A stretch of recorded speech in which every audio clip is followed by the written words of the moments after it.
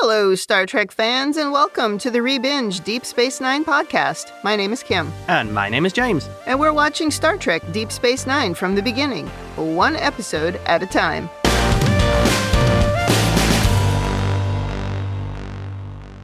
Welcome back to the podcast. Today we are on Season 7, Episode 3, Afterimage. This episode aired October 14th, 1998. Before we talk about this episode, anything to say about last week's episode, Shadows and Symbols? That was such a good one. We got to see Benny, we saw the prophets, loved it.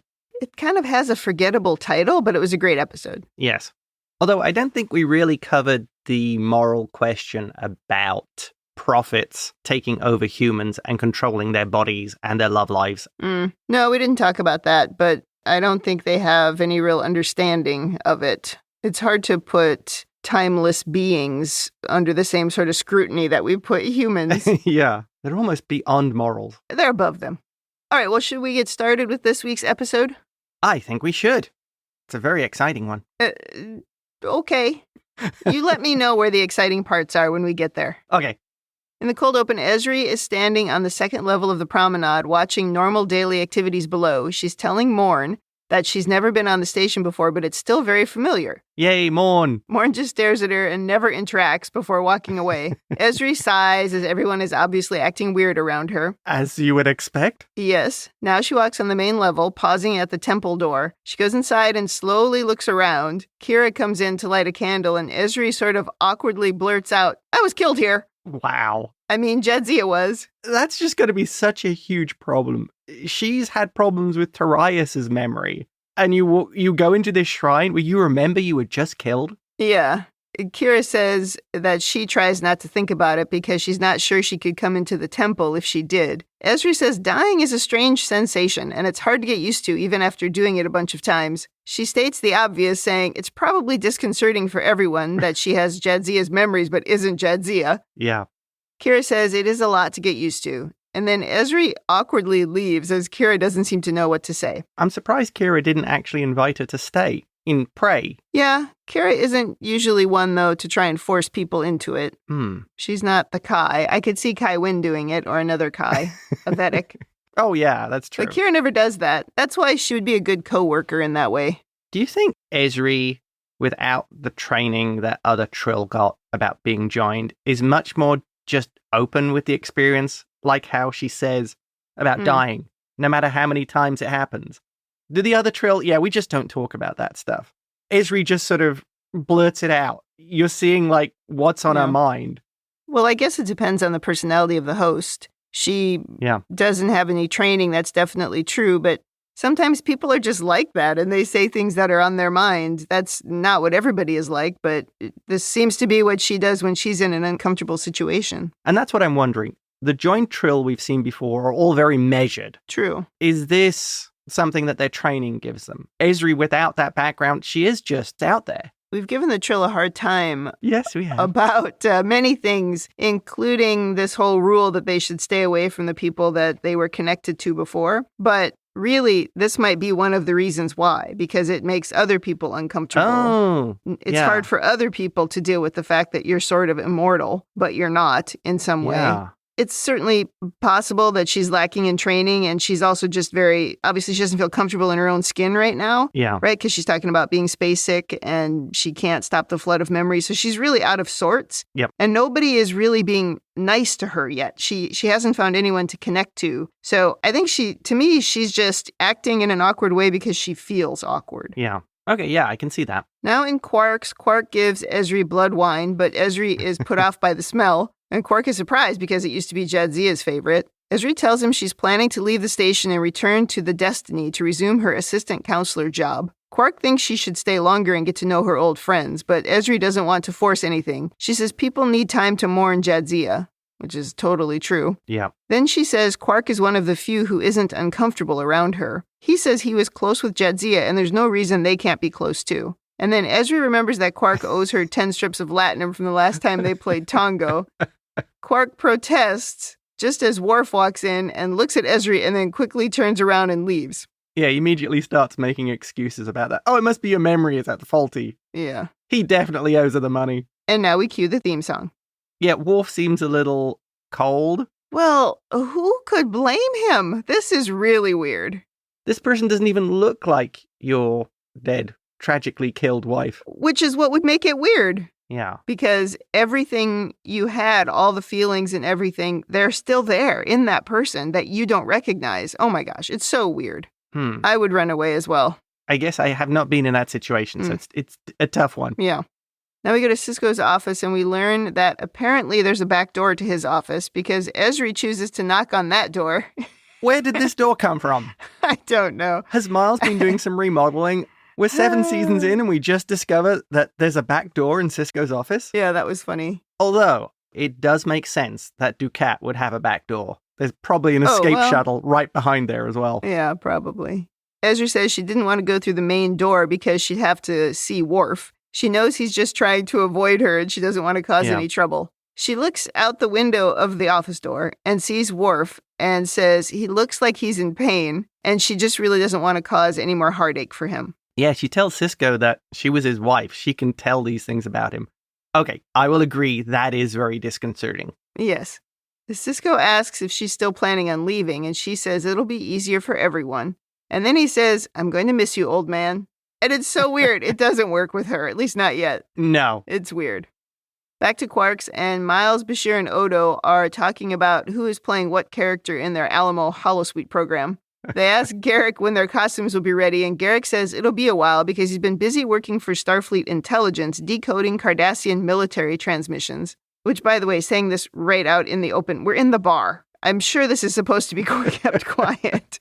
Yeah, they keep a lot of things just out in the open. Yeah, makes it easier for the writing, I suppose.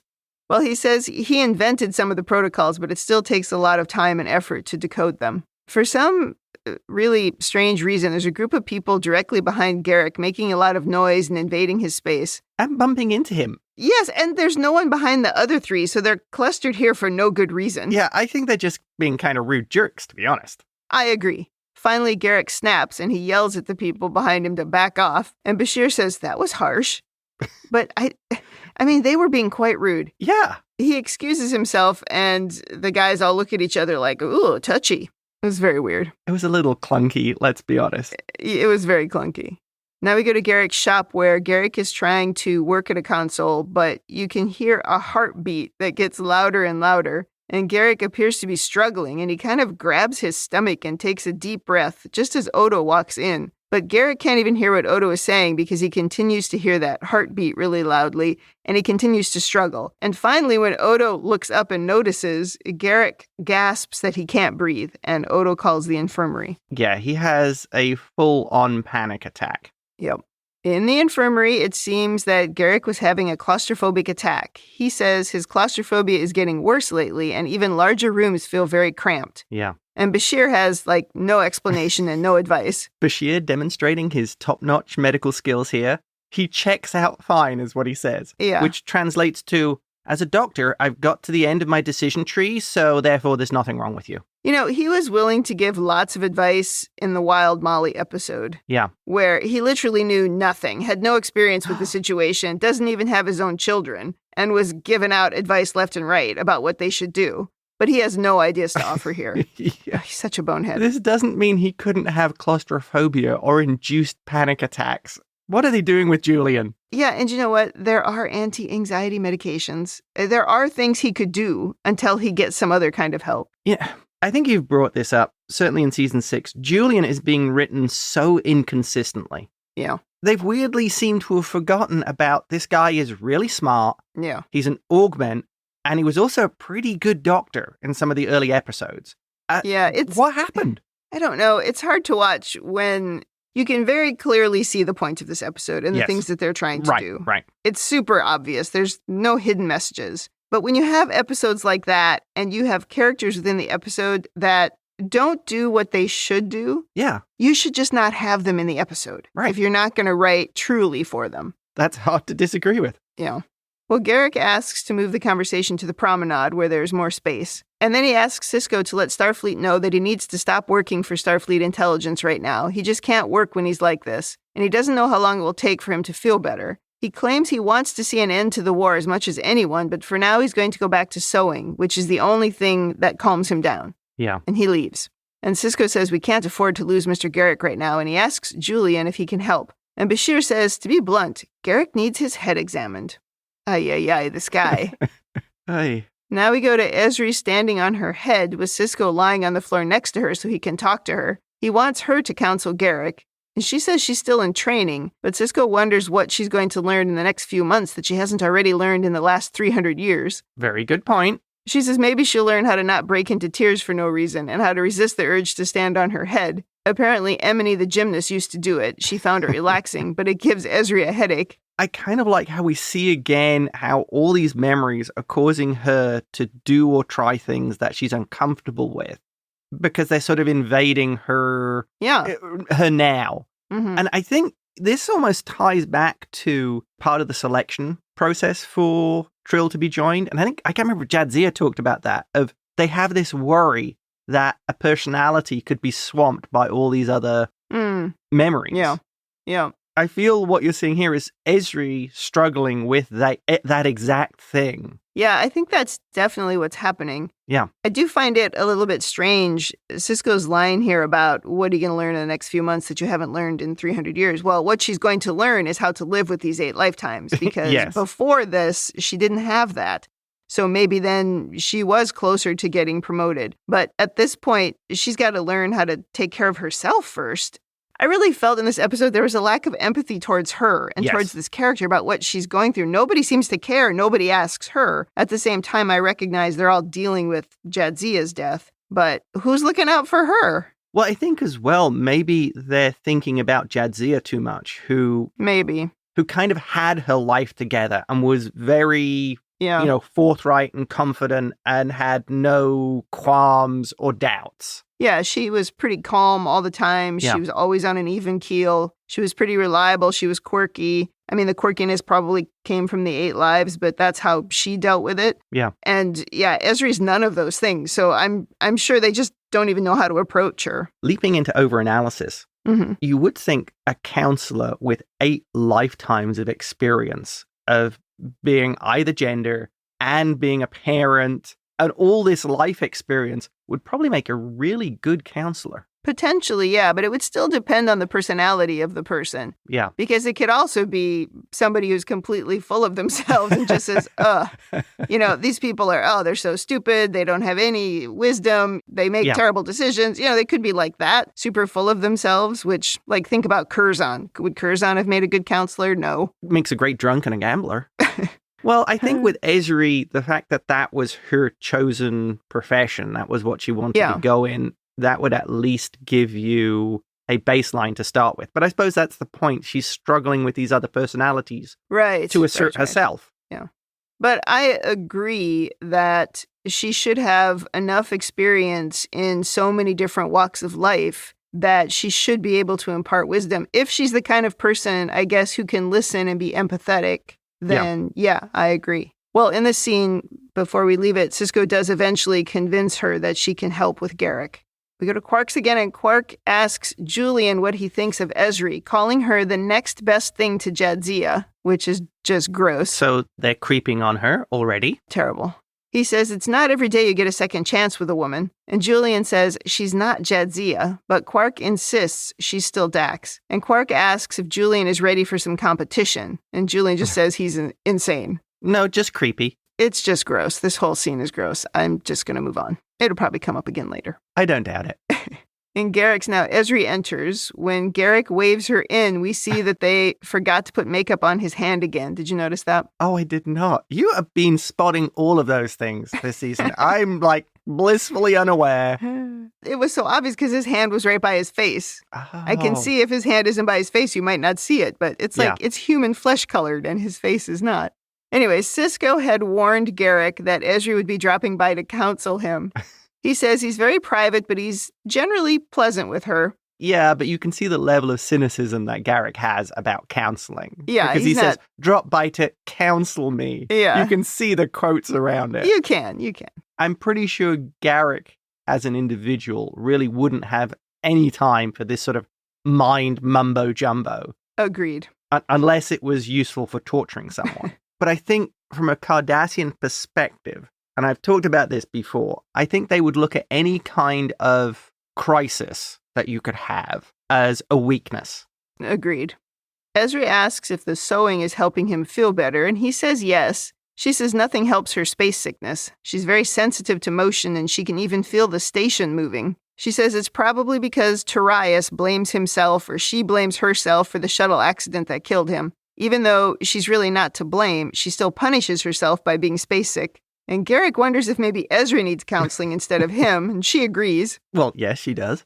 And then she asks if anything traumatic happened to him when he was young that may have led to his claustrophobia. He says his father had a sense of discipline and would punish him when he misbehaved by locking him in a closet. But he says he wasn't trapped there. He knew he'd be let out if he learned his lesson. Oh, that's really terrible. I think that's kind of the definition of an abusive childhood. Yeah, that's not good. Especially if he gets put into a dark closet with the door locked. I mean, and just left there for who knows how long. That would be absolutely traumatizing. Yeah. Ezri surmises here that Garak blames himself for getting locked in the closet in the same way she blames herself for Tarius' shuttle accident. She says, we're both punishing ourselves for things that are not our fault. She says, that's it. Like she solved the whole problem already.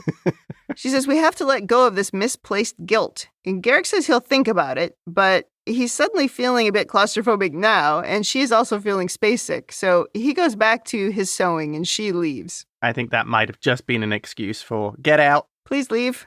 Yeah. I think saying that's it is not how professional counseling works generally. No, they don't usually do that. No. Yeah, they don't usually get to the root of the problems in 37 seconds. No, but even when they maybe feel like they do get to the root of a problem, they don't shout, that's it, in front of the patient. I mean, maybe they do it after they leave, but... Bingo! Am I not good or what? Look at this guy.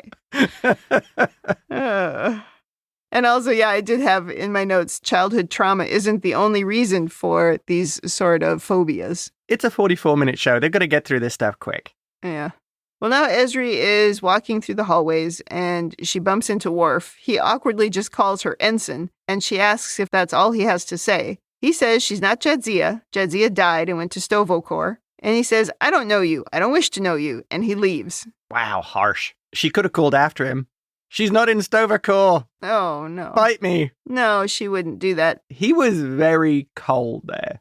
Well, I don't think anybody's giving Worf a break in this episode. Oh. I just can't imagine how weird this would be. Yeah. Here is a person who remembers loving you and being your wife, but you look at her and she's the wrong person. Huh. I just feel like, again, there's just such a lack of empathy for each other, and this would be terrible to him. And again, nobody's just asking him how he is and how they can help. I mean, Miles talks to him later, but basically to tell him off. I don't know. I just think this would be terrible. I don't blame him for being like this in this situation. Yeah. Also, he's a Klingon. Yeah, that's true. They're not known for the subtlety of their emotions. No. And the Trill must run into this kind of thing all the time, where if they talk to anyone, it must just be weird for them. Anyone who knew them before. This can't be new. You know, maybe going back to your point, this is why they separate themselves from a lot of their old lives. Exactly. Because of the problems it would cause. Yeah. It would just be so unpleasant for everyone. Yeah. I will concede that as a good reason not to. In Ezri's quarters now, Sisko comes in. She asks if Miles could adjust the inertial dampers so the station will spin a little bit slower. And Sisko's like, maybe. He says Garak seems better as he stopped by to get his next assignment. He seems pleased that she can help, but he can see there's something going on with her. She tells him about running into Worf and that it didn't go well. And Sisko wonders if maybe he should talk to Worf, but Ezri says absolutely not. She says Sisko intimidates him, which Sisko finds hilarious. Yeah. That Worf would be intimidated by him. Well, it's understandable. In previous episodes, we've seen Sisko beat the crap out of 2 large Klingons, single-handedly, if you remember. That's right, I forgot about that. Though, here's again a good example of where I think we're being hard on Worf. Yeah. This person knows about personal things about Worf, personal things about their relationship. Gosh. Yeah. But she doesn't have, I don't know, the emotional connection or something to know when to keep secrets. Like, she's going to have to learn to keep things about her marriage private. That's a good point. This is really unfair to Worf. And at the same time, if she has Jadzia's memories, shouldn't she be at least cognizant of the things which Worf wouldn't want people to know, the things that he is sensitive to. Well, you would think so. This is an example of where she just hasn't got a handle on it, right? Because it did feel like she just blurted that out. That's and there's true. a few other things that she just kind of blurts out. And again, if she took the opportunity to be separated from him, this wouldn't happen. You know, if she took time separately to come to terms with it, then maybe she could interact. But here, not only is she this horrible reminder to Worf, but now she's spreading personal information about him. And who would hate that more than Worf? I mean, we joked about Jadzia saying everything on her podcast, Inappropriate Conversations with Jadzia Dax. But here she's actually doing this. I think this would be terrible for Worf. So your summary here is Ezri should just keep all of this stuff and only bring it up on the podcast. Maybe. Inappropriate Conversations with Ezri Dax. No, I think she needs to separate herself from these people until she gets a handle on how to deal with all the overwhelming emotions that she's having. Interesting. But I get why she's drawn to the station, because that is a comfort zone for Jadzia. Yeah. So it makes sense. Oh. But she's not getting any good advice from anyone. Everybody's just yelling at her. She's not getting good advice. And it's about to get worse. It's about to get a lot worse. Well, Sisko sympathizes with what Worf is going through, but he says Ezri has as much right to be on the station as he does. Does she? I don't know. The war has been bad for morale, and the station could use a counselor. He's already talked to Starfleet and convinced them to promote her to counselor with the rank of lieutenant. He seems very pleased with himself. Oh, he does. But she's still not comfortable staying on the station. He says if it's because of Worf, just say the word and I'll intimidate him for you. Oh. And then they laugh. I think Sisko's underplaying the severity of this situation. Because it's his friend, he's thinking far too emotionally, not thinking of things as the commander. Agreed. And the effect that this is having on both his current staff, Worf, and Ezri. Yes. I can understand it because this is someone who's his friend. Yep. And again, when Sisko needed someone, Dax found him and was there for him in a third lifetime. Mm-hmm. So you would have so much loyalty for this person. Yeah, I agree. He's not thinking about anybody else here. He's just like, oh, it's just Dax. It'll be fine. Yeah. But he's not taking Ezri into account, and he's certainly not taking Worf into account. Yeah. Now Ezri is trying to order food at the Replomat, but everything sounds bad to her. Julian helps her, and they sit together in the Replomat with what appears to be empty coffee mugs. I thought that was funny.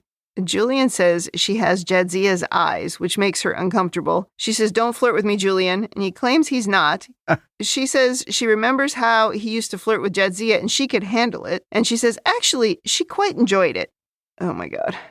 Some of that writing you like there. And Julian is, of course, quite pleased with himself. And then she inexplicably says if Worf hadn't come along, it would have been Julian. I almost threw up when she said that. Well, she was scraping the bottom of the barrel and found the, he'll do. I have no idea why you would tell anybody that. You wouldn't. Again. She should not be here. At least have a few weeks to get your thoughts together. Yeah. Well, now they're both uncomfortable, of course. And so was I. She takes his hand and says, you really miss her, don't you? And he says, yes, he always will. This felt wildly out of character with what's happened up to this point. Yeah. But we've done it because Worf, of course, walks in and sees the two of them holding hands. And then they get a call about a medical emergency with Garak in Airlock 7. There's so many things wrong with this scene, I don't even know where to start. It's not that women would never enjoy flirting. It's just that the way they crammed down our throats, that eventually she would have given in, even though she kept saying no. Oh. That is not written from a woman's perspective. That is written from a man's perspective. And it's really awful and upsetting. Yeah. Even with Jadzia and that actress gone, we're still dragging this baloney out. I mean, it's so irritating. I would just say that this is the second super clunky part in this episode. Yeah. Well, now Ezri and Julian rush to the airlock and see that Garak has locked himself inside the airlock and he's frantically trying to open the door to the outside of the space station. He's like having a full breakdown. I feel so bad for Garak.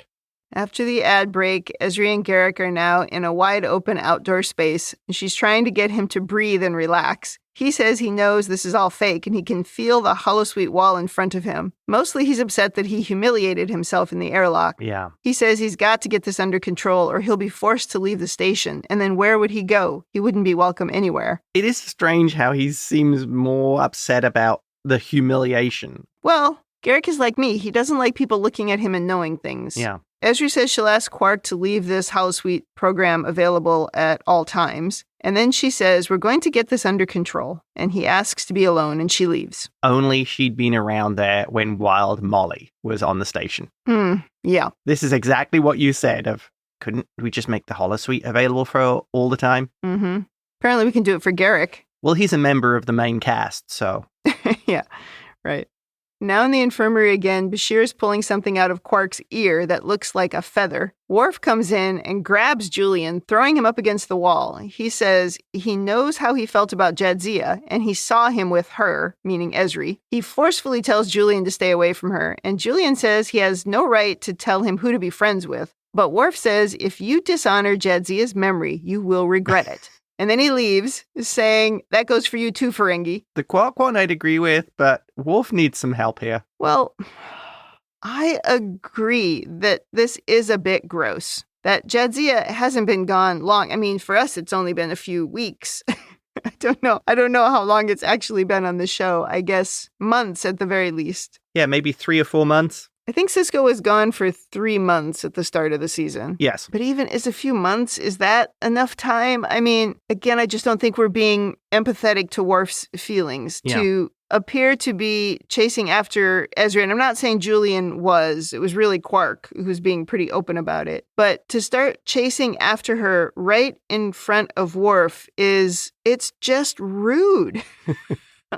This is a mess. This is terrible. We all need counseling after this. Now Ezri finds Garak ripping fabric apart in his shop. So he could re-sew it. Yeah, he's a bit edgy. Oh, poor guy. Saying work is the answer. His father used to say people should throw themselves into their work. And then he says he doesn't want to hear Ezri's insipid psychobabble. He's not a quivering neurotic who feels sorry for himself because his daddy wasn't nice. I'm not so sure about that. Yeah, I might disagree with that diagnosis. Yeah. He knows she wants to pry into his personal affairs, but all he wants to do is save his people from the Dominion. He tells her she's not up to the task. He says, look at you, you're pathetic. A confused child trying to live up to a legacy left by her predecessors. You're not worthy of the name Dax. I knew Jadzia. She was vital and alive, and she owned herself. You don't even know who you are. How dare you presume to help me? You can't even help yourself.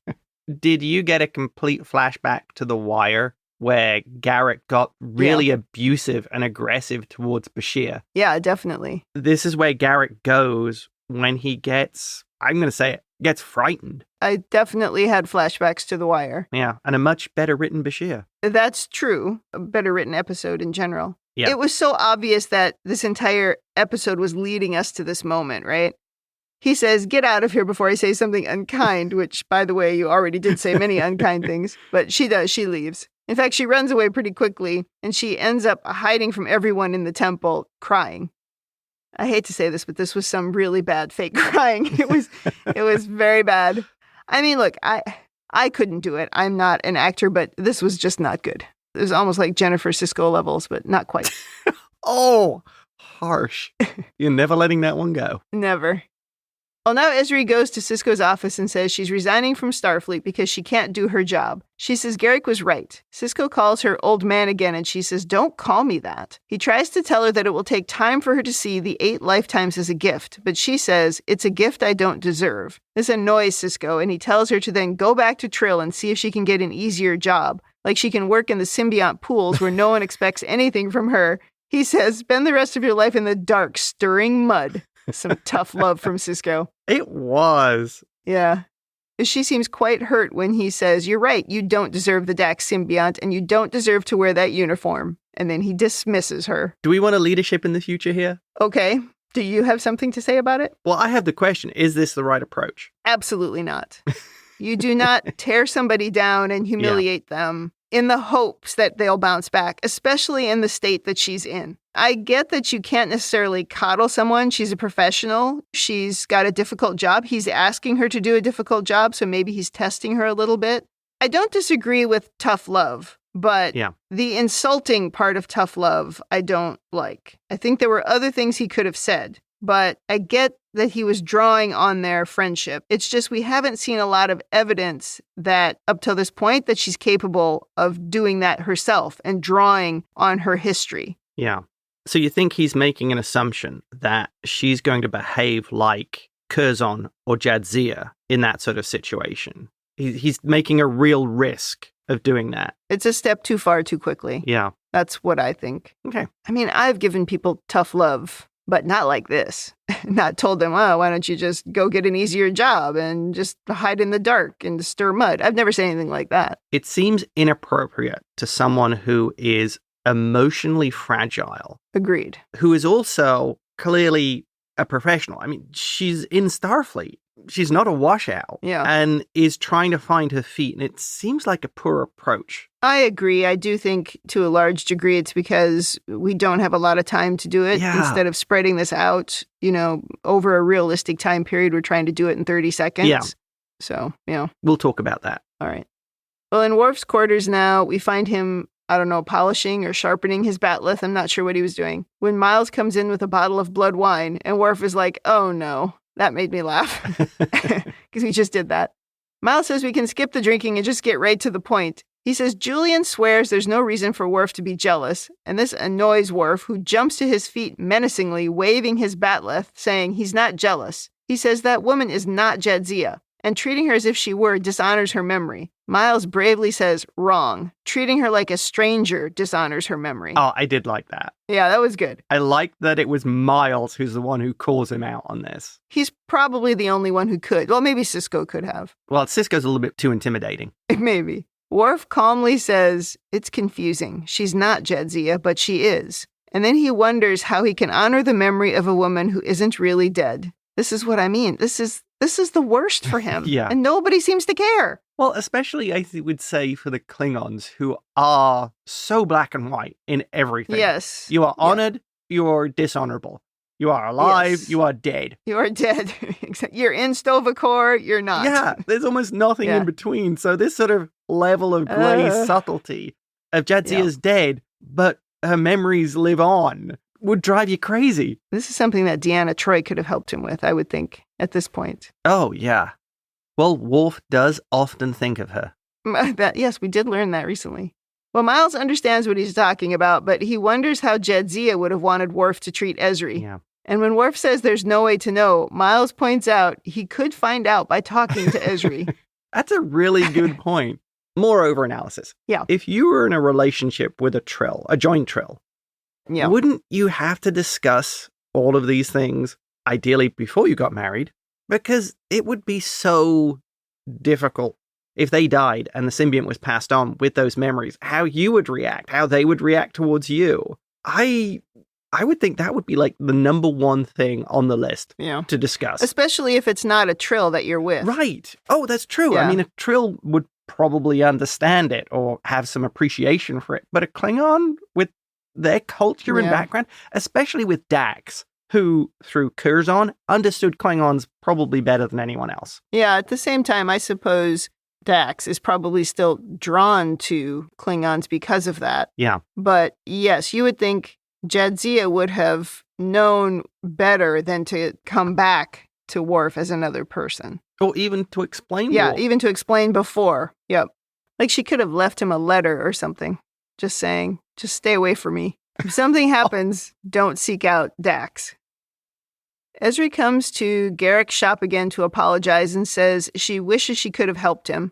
She's leaving in the morning and going back to Trill, and she tells him the Destiny is arriving in the morning and it will be joining the 7th Fleet at Kalandra. She says the transmissions he decoded last week must have convinced Starfleet it's a good place to launch a new offensive. This gets Garak's attention, and he says the transmissions did indicate a vulnerability there. She says if it goes well, Starfleet will have him to thank for it. And now we get to the heart of what's going on with Garak. Yeah.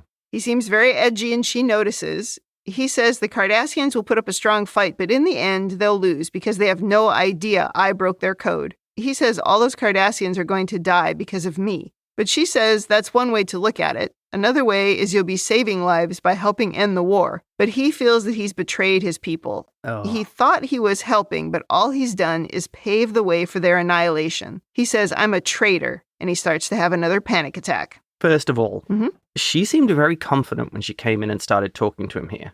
At least I thought so. Was she working on him? At this point, had her skill set started to kick in? She started figuring out that there was something else here, and she went in having a suspicion that this was what the problem was and basically prompted him and got it out of him. When I watched it the first time, I did not think so, no. Yeah. I thought it happened sort of organically. Mm-hmm. But when you get to the end and she has that conversation with Sisko and she kind of knew, or at least at some point figured out that he was giving her tough love and didn't really mean what he said. Yeah. When you look at it as a whole like that, it's possible that she went away, thought about it, and was really coming to have a different type of conversation with Garak. Right. But they didn't show us anything on screen to make you believe that that's what happened. Really? I thought when she was standing there and she was talking to him, it seemed more focused. Well, she was starting to leave, I thought, at one point, and then she noticed that he was having a bad reaction and she sort of turned back. I think that her natural counseling skills or her training, maybe it's not natural, but her training kicked in at that moment, yes, and she continued to pursue it. But I'm not sure she came in with that plan. I just didn't think they showed that, you know? I think it was subtle, but I think it was there. But that might, again, be because I've seen the episode multiple times. Maybe, well, she may have played it that way, and you picked up on it. Yeah, I thought she did. All right. The next thing, because I'm doing the over-analysis as we go along. All right.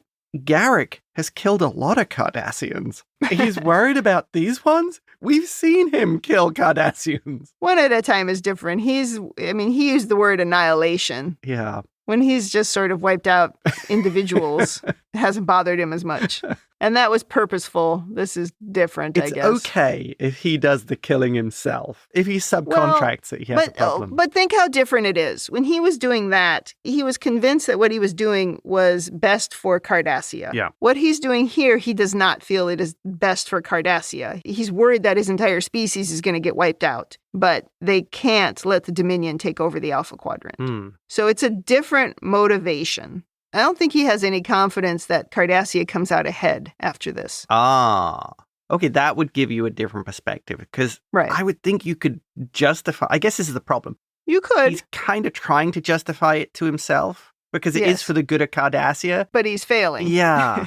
And that's what that beating heart was. Right. Yeah. Because the things he's done have always been to preserve the Cardassian Empire. Exactly. And at the end of the day, after this, the Cardassian Empire would be gone. It would be in tatters, yeah. Right. I will let you get back to the episode. All right. Back to the infirmary, and Ezri says, at least we've gotten to the bottom of these claustrophobic attacks. Garak was convinced it was the right thing to do when he first started helping Starfleet, but he never realized how much it was gnawing at him. She asks if he's going to keep working for Starfleet, and he says he needs to continue because the Dominion must be stopped. She says the captain will be happy he's back on the job, and he says Sisko has Ezri to thank for it, and he says, and so do I. And then he asks if she's still planning to leave, and she says, no, I'm going to stay in Starfleet. I think this is another example of the Cardassians, when they have any kind of emotional conflict or questions within themselves, the training is, you just cover it up. You just bury it. Yeah. You pretend it's not a problem until it becomes a huge problem. Yes. Now in Sisko's office, Ezri has submitted a request to be reinstated back into Starfleet. But it turns out Sisko never sent in her resignation. You never actually take their badge when they turn it in. This makes Ezri smile. She said she had a feeling he didn't mean the things he said, and that he was just trying to rattle her cage. Sisko says, well, you've done it to me often enough. He's glad it worked. And then he asks her to stay on the station, but she says she can't. And now she's packing when Worf comes to see her, and he's heard she's leaving, and he's come to say he's not sure he's treated her the way Jadzia would have wanted. Ezri agrees. He says he loved Jadzia with all of his heart, and part of him is glad she's not gone forever, but in some ways it would be easier if she were. Yep. Ezri understands. He doesn't want her to leave the station on his account. He says, stay if you wish to stay. She thanks him. Before he leaves, he says, it will be a long time before he can accept what has happened. And she recognizes that he's going to need some space. Worf does say if she wants to stay, she should, because it's what Jadzia would have wanted. I'm glad he could see that. I'm not sure. I don't know. Really? You don't think she would have? Well, I don't know. Do people ever know what somebody would have wanted if they didn't actually say it out loud? Did Worf know his wife? He didn't understand her. Oh! He was starting to, I think. He had finally gotten to the point where he could joke with her. Yes. So maybe he did make a leap and say Jadzia wouldn't have wanted to stop a future Dax host from experiencing the things that she did. Yeah. Now we're in the wardroom, and Ezri is getting her Lieutenant Pip. Yeah, Sisko is conducting the ceremony. Yeah, Sisko says, take a good look around. You've just agreed to take responsibility for the mental health of everyone in this room. Finally, they have a counselor. They've only needed one for 7 seasons. Since season 1. Everyone laughs and smiles. Odo and Kira invite Ezri to dinner. Kira says it'll take the pressure off of her because Odo just stares at her while she eats, counting the number of times she chews. That would be awful. Oh, funny. Ezri agrees. And then there's some cute little interactions, like Jake telling Sisko that Ezri is cute, and Sisko says she's 300 years too old for you. And then Quark gives her a plate of food, then takes it back when he realizes Worf might be watching. Garak congratulates her, and then she sees Worf standing in the corner. He, I would say very kindly, toasts her, but keeps his distance. I liked here how you're seeing Ezri starting to become part of station life. She's sort of integrating into this community again. Yeah. Well, this is the end. And I wrote sarcastically in my notes, it says, and I guess everyone is over Jadzia's death. The end. That's what my notes say. Well, we can just skip my overanalysis because I've talked about everything already. Oh. And I will say, this episode suffers really badly from we have to have a show in 44 minutes and everybody is happy and fine at the end. And even though it probably wouldn't be super popular, it would be interesting to explore this over maybe 2 or 3 more episodes. Yeah. Or the whole season. Ezri coming to terms with what she's now become, how the others react to it. But at the same time, I understand that's not the nature of television when this was made. Yeah. This is very much a classic Trek. We start in this position, we end up with everybody's happy. And it's maybe not what people wanted on their Star Trek either. That's true. That's what every episode would be about. I would argue I would have quite enjoyed that. I mean, they spent a lot of time on Next Gen talking about how everyone accepted and dealt with data. That was a big overarching theme, and they could have certainly done something similar here. I mean, I don't know what is yet to come, but I would have appreciated individual interactions and how to be able to see how different characters were reacting to her rather than this. At the same time, I'm very happy to have Garak involved. We've barely seen him. Right. So, that part was good. Having a deeper exploration of Garak and his feelings and where he's going. Because like I said, Garak's killed a lot of Cardassians. So, how that fits into his view of this greater Cardassia, his perfect Cardassia that he's always has this fantasy about, I would say. Right. The never-ending sacrifice or whatever that book was. Yeah. Well, that's the pivotal story of what Cardassian society should be in his perfect view of it. Right. Well, let me see. I have a few points in my overanalysis, but I don't know if they're analysis or observations. I don't remember what I wrote. Let's see what's here. Okay. I'm not 100% sure this entire story works. I mean, I get why they wanted to replace Dax, the character, within the story. But would it really make sense to bring Worf's ex-wife back to the station, especially after all of the kerfluffle from that episode rejoined? It's like, is it because that only mattered because it was the same gender? Yeah. And this doesn't matter? I don't know. I'm just not sure how I feel about everybody just accepting, oh, here she's back. What a great idea. And, oh, her husband is still on the station. I'm sure it'll be fine. Oh, and by the way, he's a violent Klingon. I'm sure everything will be fine. Ay. Well, yes. But this comes down to, I think Ezri is a more realistic Trill.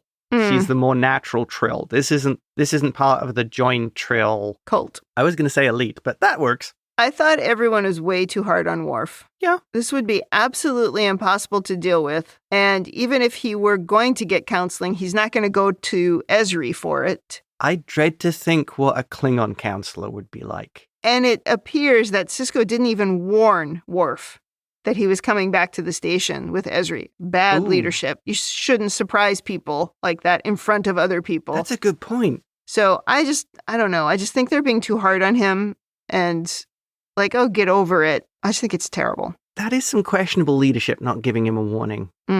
Yeah. My last thing that I have is I'm a little worried about how we're going to portray counseling going forward. I guess we'll have to see. Is she going to say, that's it, in front of everybody when she thinks she's cracked it? She does a 2-minute session and she fixes their problems.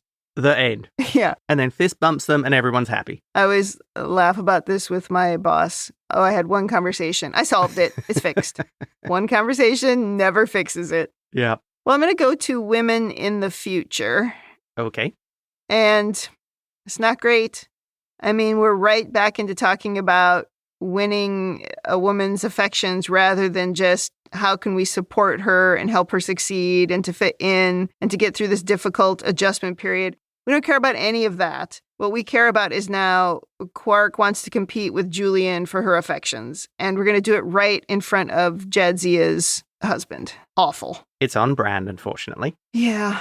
And then the worst part, she liked being flirted with and she would have picked Julian if it wasn't Worf. I mean, I believe I shouted, "What?" at the screen when that happened. You know what it reminded me of? It reminded me of that stupid Spider-Man movie where at the end she was like, "I guess I've loved you all along." Remember, I lost my mind at the end of that movie. Oh, yeah. That was a lot of complaining. That was like this. It's like, what are you talking about? She did not have romantic feelings for Julian. Oh my God. I was beside myself. Reductive, ridiculous, terrible. All right, that's all I have. So I'm going to go to rating. Thumbs up, thumbs down, or neutral. What is your rating? It just squeaks in a thumbs up. Really? It's close to a neutral, but I kind of like Garak and Ezri. I feel it could have been done better over a longer story arc, and I will accept that was television in the 90s. So it gets a thumbs up still. It's blank in my notes. I guess I hadn't decided. You're waiting to see if I gave a really compelling reason why it should be a thumbs up. Well, maybe. Sometimes you talk me into things.